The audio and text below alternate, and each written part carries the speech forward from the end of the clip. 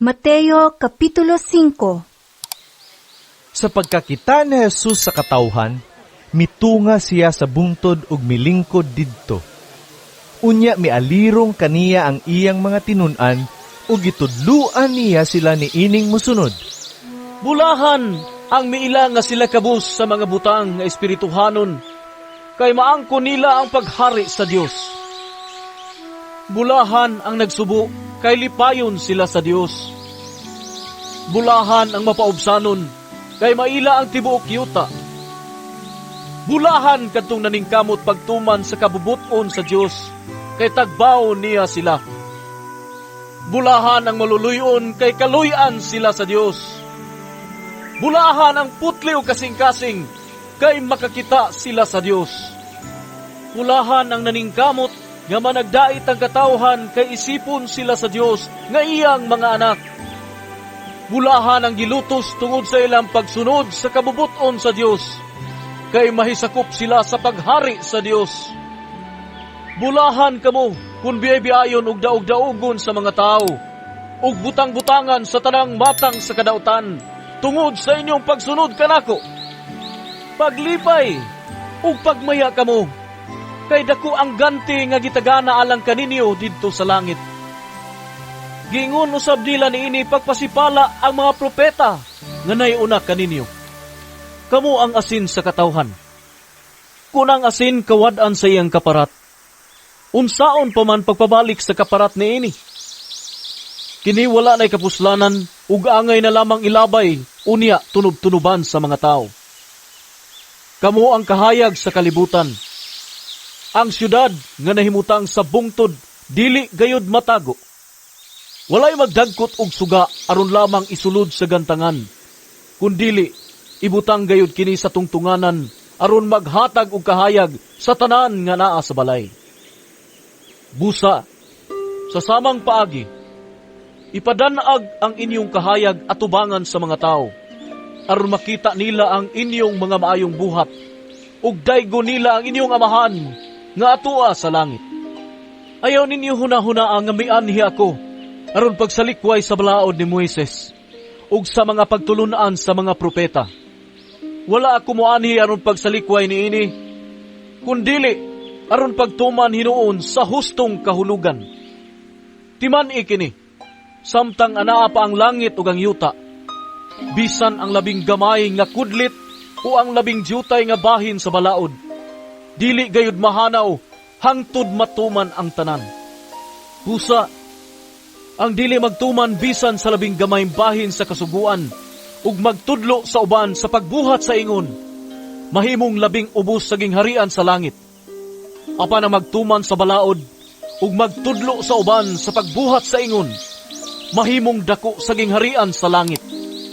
Busa, sultihan ko kamo, nga dili kamo makasulod sa gingharian sa langit, kung ang inyong pagtuman sa kabubuton sa Dios, sama lamang sa gihimo sa mga magtutudlo sa balaod ug sa mga pariseo. Nasayod kamo nga ang mga tao giingnan kaniadto. Ayaw pagpatay. Ang magpatay manubag niini sa hukmanan. Apan karon sultihan ko kamo nga ang masuko sa iyang isig katawo dadon ngadto sa maghuhukom, ug ang maghingalag kuanggol sa iyang isig katawo manubag niining ngadto sa labaw hukmanan, ug bisan kinsa nga moingon nga buang ang iyang isig katawo, malagmit nga mahiagom sa kalayo sa impierno. Busa, inigdala na nimo sa imong halad ngadto sa halaran, unya didto mahinumduman mo nga nasilo kanimo ang imong isig katawo. Biyai ang imong halad atubangan sa halaran, ug adto adayon ang imong isig katawo ug pakig-uli una kaniya. Unya balik sa halaran, ug padayuna ang imong paghalad sa Dios. Kung may mukiha kanimo ug dadon kaniya sa hukmanan, pakighusay dayon kaniya samtang may panahon pa, ug wala pa kamo moabot didto. Kay kun moabot na kamo sa hukmanan, itugyan kaniya sa huwes, ug ang huwes mutugyan kanimo sa pulis, ug bilanggoon kaniya. Ug magpabilin ka didto, hangtod nga mabayran nimo ang tanan mong multa. Nakadungog kamo nga giingon kaniadto, ayaw panapaw. Apan karon sultihan ko kamo. Nga bisan kinsay mutanaw sa usa ka babae uban sa daotang tinguha, nakapanapaw na ngadto kaniya sulod sa iyang kasing-kasing. Busa, kung ang imong tuong mata makaangin kanimo sa pagpakasala, lugita kini ug ilabay, kay mas maayo pa nga kawad-an ang imong lawas ug usa ka bahin kaysa itambog ang tibuok mong lawas ngadto sa impierno. Kung ang imong tuong kamot makaangin kanimo sa pagpakasala, putla kini ug ilabay, mas maayo pa nga kawad-an ka og usa ka kamot kaysa itambog ang tibuok mong lawas ngadto sa impierno. Giingon usab kaniadto, makigbulag sa iyang asawa, kinahanglan nga maghatag kaniya og sinulat nga pahibalo sa pakigbulag. Apan karon sultihan ko kamo, nga kinsa kadtong mubulag sa iyang asawa, bisan wala magluib kaniya, makasala, kay siya man ang hinungdan sa pagpanapaw unya sa iyang asawa, kung magminyo kini pag-usab. Bisan ang mga asawa kaniya, makapanapaw usab. Nakadungog usab kamo nga giingna ng atong katigulangan kaniadto. Ayaw pakyasa ang imong panaad, kun dili tumana ang imong gipanungpa ngadto sa Ginoo. Apan karon sultihan ko kamo, ayaw gayud panumpa kun musaad ka. Ayaw panumpa sa langit, kay ang langit mao ang trono sa Dios. O sa yuta, kay ang yuta mao ang iyang tumbanan. O sa Jerusalem, kay kini mao ang syudad sa halangdong hari. Ayaw kamo panumpa bisan gani sa inyong ulo, kay dili man kamo makapaputi o makapaitom sa usa ka lugas nga buhok. Ingna lamang oo kun oo, o dili kun dili. Kay kun may musubra pa niini, kana gikan na sayawa.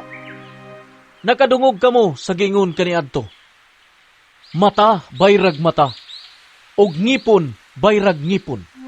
Apan karon sultihan ko kamo, ayaw balusi ang nagbuhat kaninyog daotan. Kung sagpaon ang imong tuong aping, ipasagpa usab ang wala.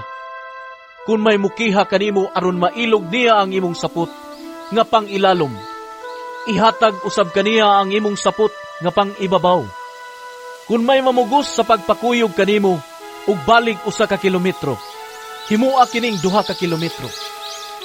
Kung may muhangyo kanimo og usa ka butang, ihatag kini kaniya ug ayaw balibari ang buot muhulam kanimo. Nakadungog kamo nga giingon kaniadto, higugmaa ang imong mga higala ug dumti ang imong mga kaaway.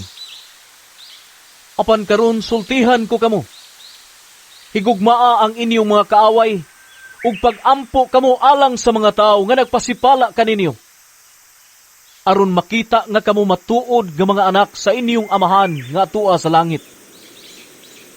Kay siya sa walay pagpili, nagpasidlak sa iyang adlaw ug naghatag og ulan ngadto sa mga matarong ug sa mga makasasala. Nganong magpaabot man kamo og ganti gikan sa Dios kung ang inyong higugma maulamang kadtong mga tao nga nahigugma kaninyo?